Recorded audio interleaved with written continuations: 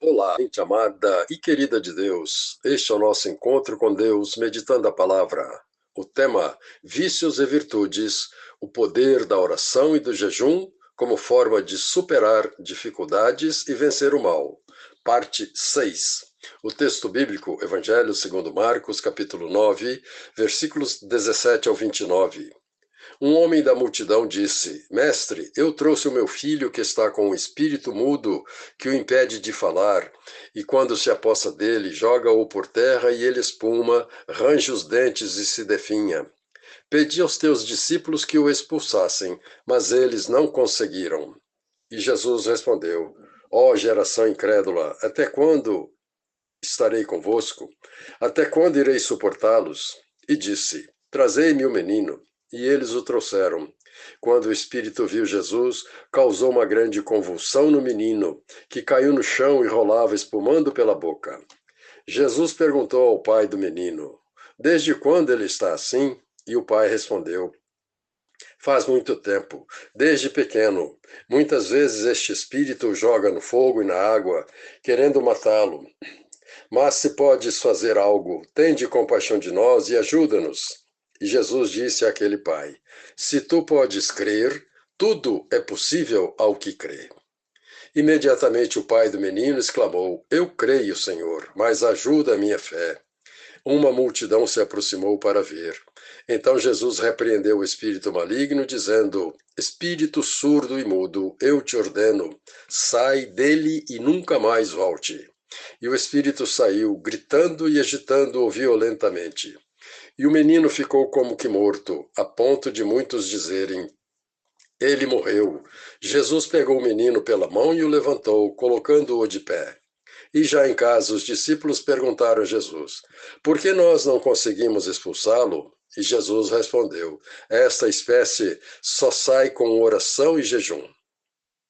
É muito bom para todos nós que o Evangelho tenha registrado este acontecimento. Os discípulos de Jesus não conseguiram expulsar um espírito maligno que fazia muito mal a um garoto. E por que não conseguiram? Se Jesus deu poderes especiais a eles, dizendo: Por onde fores, pregai que o reino de Deus está próximo, curai os enfermos, limpai os leprosos, ressuscitai os mortos, expulsai os demônios, dai de graça o que recebestes de graça. Não leveis ouro, nem prata, nem cobre nos vossos cintos. Evangelho segundo Mateus, capítulo 10, versículos de 7 ao 9. Então eles tinham esse poder, por que não o puderam usar contra o demônio? Quando em casa os discípulos perguntaram por que não conseguiram expulsar o demônio, Jesus lhes respondeu: Esta casta de demônios só é expulsa com oração e jejum. Ou seja, Jesus explicou que sem oração e jejum esse tipo de mal não pode ser subjugado. Donde se conclui que, se os discípulos que tinham recebido de Jesus o poder de subjugar demônios, mas não conseguiram fazer isto, a conclusão a que chegamos é que eles não oravam nem jejuavam. Ao menos naquela ocasião eles não tinham ainda o hábito da oração e do jejum.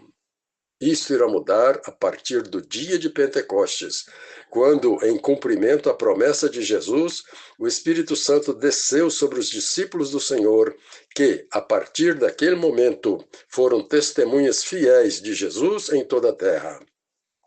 A Bíblia narra muitos milagres feitos pelos apóstolos de Jesus, que, cheios do Espírito Santo, realizavam todos estes prodígios que Jesus os mandou fazer. Curavam doentes, ressuscitavam mortos e expulsavam demônios. Por falta de espaço, citarei somente o texto seguinte, que está no livro dos Atos, capítulo 5, versículos de 12 ao 16. E muitos sinais e prodígios eram feitos ao povo pelas mãos dos apóstolos, de sorte que levavam os doentes para as ruas e os colocavam deitados em seus leitos e macas, para que ao menos a sombra de Pedro os tocasse quando este apóstolo passasse. E até das cidades vizinhas ia muita gente a Jerusalém, levando doentes e muitos atormentados por espíritos imundos, os quais eram todos curados. Esta era uma prática constante na igreja primitiva. E o que aconteceu com o discipulado de Jesus, que quase não se vê isto hoje? É rara a cena de um prodígio desse tipo.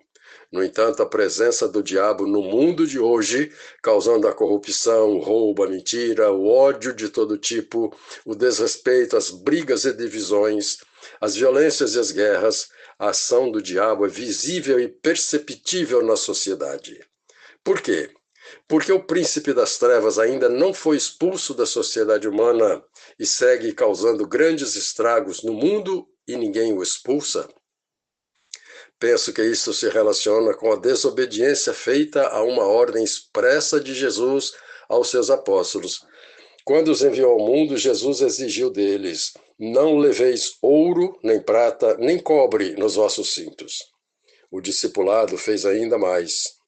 Desobedeceu a Jesus também no que se refere à proibição de que não tivessem o poder mundano, quando ele disse: não seja assim entre vós, mas quem quiser ser o maior, seja o servidor de todos.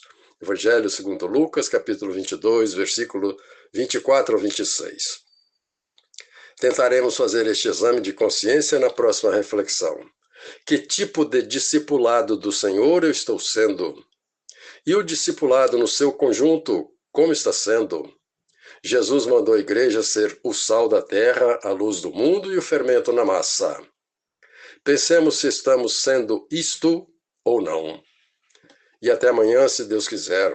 Paulo Jorge Lúcio, padre casado.